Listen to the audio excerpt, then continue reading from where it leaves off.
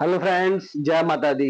आज मैं बताऊंगा आपको कि आपको कौन से रत्न नहीं, किस चीज के रत्न नहीं पहनने हैं और आपको क्या दान नहीं करना है। एक्चुअल क्या होता है, जब हमारा कोई जातक आता है एस्ट्रोलॉजर के पास, तो बेचारे उसको तो कुछ पता होता नहीं है। पंडित जी ने जो उल्टा सीधा बता दिया वो उसको पहन लेता है या उस चीज का दान कर देता है। तो उसका क्या होता है, पॉजिटिव रिजल्ट मिलने तो होते नहीं है, वहां से उसको उल्टे निगेटिव रिजल्ट मिलने स्टार्ट हो जाते हैं और वो बेचारा परेशान हो जाता है कि यार इतने पैसे भी खर्च कर दिए, कभी पुखराज पहना दिया, कभी नीलम पहना दिया, कभी कुछ पहना दिया, 1,50,000 रुपए खर्च भी करवा दिए और वो पता चल रहा है कि अच्छा फल ना देके बुरे फल दे रहा है।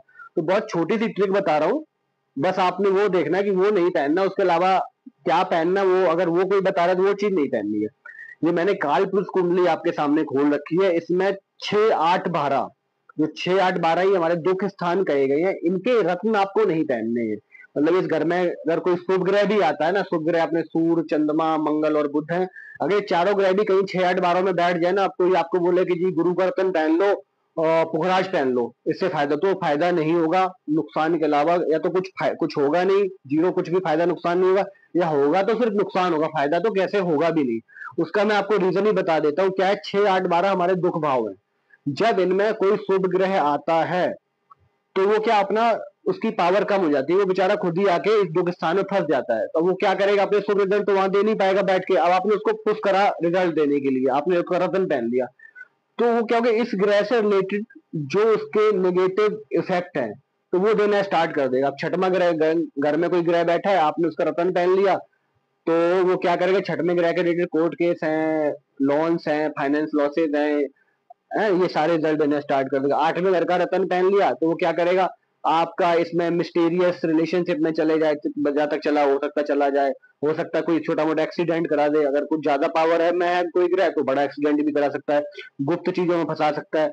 12वां घर है हमारे शरीर के नाश का है, तो वहां से हो सकता है कोई मेजर इश्यूज क्रिएट कर दे। तो हमेशा ध्यान रखना है कि आपके कोई भी इस ग्रह से रिलेटेड कोई भी आपको 6, 8, 12 में कोई ग्रह है तो उसका रत्न नहीं पहनना है।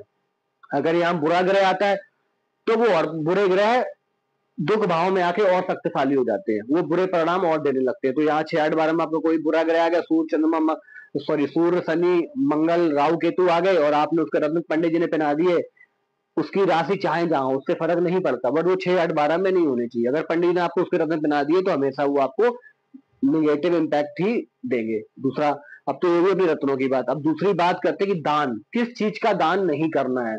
तो आप ऐसे मान लो, जो हमारा पहला भाव है, जो 5वां भाव है, जो 9वां भाव है, ये त्रिकोण भाव है, इनके दान कभी नहीं करने हैं। चाहे आपका वो ग्रह कहीं किसी भी ग्रह में नीच का होकर बैठा हो, बुरे ग्रहों से दष्ट कुछ भी हो, आपने इनके दान नहीं करने हैं। उसका रीजन मैं आपको बताता हूँ। पहला घर जो लग्न होता है वो स्वयं आप हो, मतलब आपका शरीर है, आप खुद वो हो। अगर आप अपने शरीर का दान करोगे तो आप सब कुछ समझदार हो, तो क्या होगा, अपनी बॉडी का दान कर रहे हो तो आपका बीमारियां आपको पकड़ेंगे, आपको इम्यून सिस्टम कमजोर होगा और आप बीमारियों से ग्रस्त रहेंगे। आपके पास हर तरीके के बैड इंपैक्ट आएंगे। डिपेंड करेगा कौन से ग्रह का रत्न है और वो क्या परिणाम दे रहा है, वो आपको शारीरिक संबंधी परेशानियां देगा। अब आया 5वां घर। 5वां घर क्या है, हमारे प्रारब्ध है, हमारे पुराने जन्म के अच्छे और बुरे कर्म है, ये हमारे 5वें घर से देखे जाते हैं।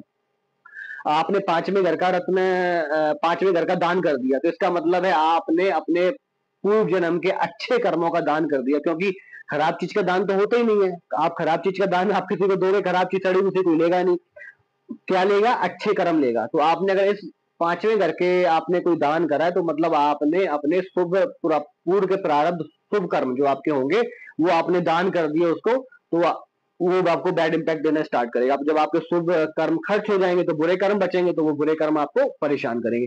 अब आया 9वां घर। 9वां घर है हमारा भाग्य, हमारा भाग्य स्थान है।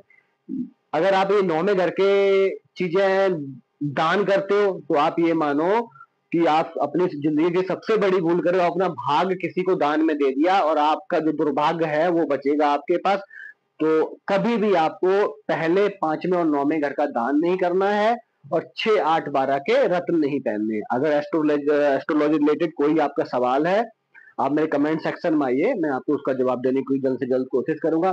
धन्यवाद, स्वस्थ रहें, मस्त रहें।